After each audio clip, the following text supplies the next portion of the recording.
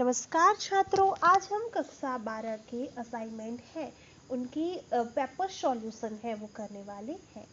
तो हमारा विषय हिंदी है, उसका 1 से लेके 6 तक जो पेपर है उनके सॉल्यूशन विभाग से के हमने कंप्लीट कर दिए हैं। अगर आपने ना देखे हो तो नीचे दिए गए हुए डिस्क्रिप्शन बॉक्स में उसका लिंक आपको मिल जाएगा।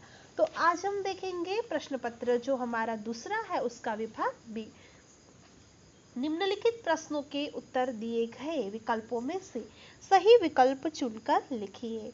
औलोरी का अर्थ क्या है? औलोरी का अर्थ माफिक है। उसके बाद है 23वां, गोपियां किसकी बनी माला पहनेंगी? तो गुंजा की माला पहनेंगी। 24वां है, शिशु सिंह के साथ कौन खेल रहा है? शिशु सिंह के साथ बालक भरत खेल रहा है। कौन सी संभावनाएं सामने है? तो बाढ़ की संभावनाएं सामने है। 26वां है, जीवन में एक सितारा था, माना वह बेहद प्यारा था।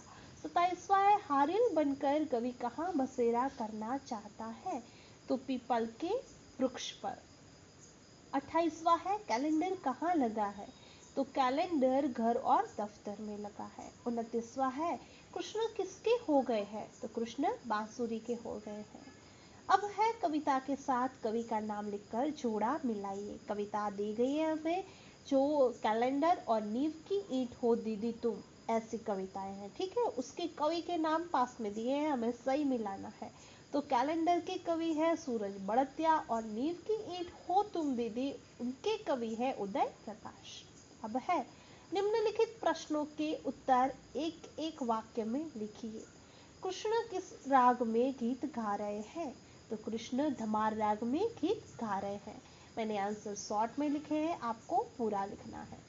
बालक भरत के माता पिता कौन थे? बालक भरत की माता शकुंतला और पिता दुष्यंत थे। 34वां है, घर कहाँ बने हुए हैं? तो घर नदियों के किनारे बने हुए हैं। 35वां है, मदिरालय का किन पर नहीं पछताता? तो टूटे हुए प्यालों पर मदिरालय नहीं पछताता। उसके बाद में है निम्नलिखित प्रश्नों में से किन्हीं 3 के उत्तर 2-3 वाक्यों में दीजिए। ठीक है, और 6 मार्क दिए गए हैं, तो एक जो क्वेश्चन है हमारा उसके 2 मार्क होंगे। 36वां है, डिबरी की तरह दीदी क्या कार्य करती है? तो हमें आंसर लिखना है 2-3 वाक्य में। डिबरी का काम है बाती के माध्यम से तेल सोख कर जलना और प्रकाश फैलाना। डिबरी की तरह ही दीदी भी अध्ययन करके अपना ज्ञान रूपी प्रकाश फैलाती है। वह बच्चों को अक्सर और अनुभव से परिपूर्ण किस्से सुनाती है। उसके बाद में है कवि की दिनचर्या क्या है? तो कवि रोज घर से निकलकर ऑफिस जाता है, फिर ऑफिस से घर आता है। सूर्योदय के साथ कवि का फिर भी वही क्रम शुरू हो जाता है। तो यह उसकी दिनचर्या है। मीरा का हृदय क्यों व्याकुल हो उठा है? तो भगवान श्री कृष्ण के न आने से मीरा को कुछ भी अच्छा नहीं लग रहा है। मीरा भगवान कृष्ण के दर्शन की आशा लगाए बैठी है कि कब वे उसे दर्शन देते, इसलिए उसका हृदय है वो व्याकुल हो उठा है। 39वां है, गोपियां व्रज से क्यों भाग जाना चाहती है? तो बांसुरी हमेशा कान्हा के पास ही रहती है, इससे गोपियों को बांसुरी से ईर्ष्या होती है। वे कहती हैं कि कृष्ण बांसुरी के बस में हो गए, इसलिए अब वे गोपियों को नहीं चाहेंगे।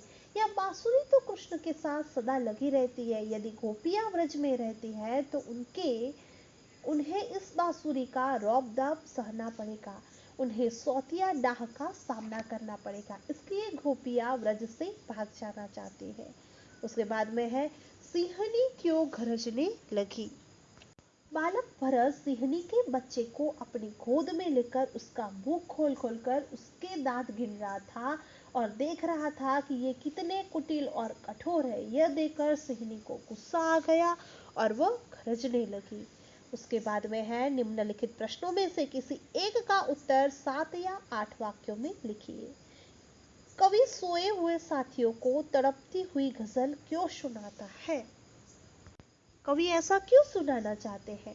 तो कवि के साथ चलने वाले लोग अर्धनिद्रा की उपस्थिति में हैं, उनमें उदासी छाई हुई है, उनमें जीने का उत्साह नहीं रह गया है, वे अपने खिलाफ हो रही किसी चीज का विरोध नहीं कर सकते। कवि इनमें नवीन चेतना और जागृति लाना चाहते हैं, वह उन्हें जीवंत बनाना चाहते हैं, इसलिए वह उन्हें तड़पती हुई गजल सुनाना चाहते हैं, उनमें चेतना उत्पन्न करना चाहते हैं। 45वां है, कवि कुसुम के प्रतीक द्वारा क्या संदेशा देना चाहता है। तो कवि चाहते हैं कि माना कि तुम्हारे जीवन में कोई ऐसा था जो तुम्हें फूल की तरह प्रिय लगता था और तुम उस पर न्यौछावर होते थे, उसकी प्रसन्नता में ही तुम अपनी प्रसन्नता मानते थे। तुम्हारे जीवन का वह फूल सूख गया तो सूख जाने दो, अब तो वह कभी खिलने वाला है नहीं, इसलिए उस पर शोक करना व्यर्थ है। कुसुम के इस प्रतीक द्वारा कवि यह संदेशा देना चाहता है कि कोई व्यक्ति कितना भी प्यारा हो, यदि वह सदा के लिए बिछुड़ गया हो तो उसके पुनः मिलन होने की कोई आशा नहीं, इसलिए उसे भूल जाने में ही बुद्धिमानी है। तो आशा है कि आपको ये हमारा सॉल्यूशन है वो उपयोगी होगा। So wish you all the best. Like share